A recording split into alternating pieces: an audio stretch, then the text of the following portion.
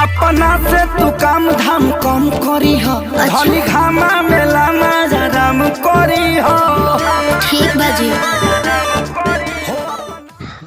Hello दोस्तों, आप देख रहे हैं एंटरटेनमेंट में। दोस्तों बता दें, खेसारी लाल यादव का पपीता सॉन्ग है जो कल रिलीज होने जा रहा है ग्लोबल म्यूजिक जंक्शन से दोस्तों 19 अप्रैल का। दोस्तों बता दें कि सॉन्ग लिखे खेसारी लाल का जो लेखक हैं कृष्णा बेदर्दी जी ने लिखे हैं सॉन्ग को, और म्यूजिक दिए हैं शिशिर पांडे।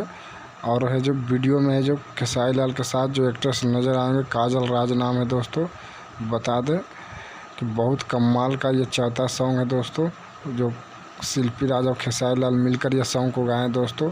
तो कल सुबह ग्लोबल म्यूजिक जंक्शन से रिलीज हो जाएगा 6:30 बजे 19 अप्रैल का दोस्तों। इसका टीजर है जो ग्लोबल म्यूजिक पर फर्स्ट लुक आउट कर दिया गया दोस्तों।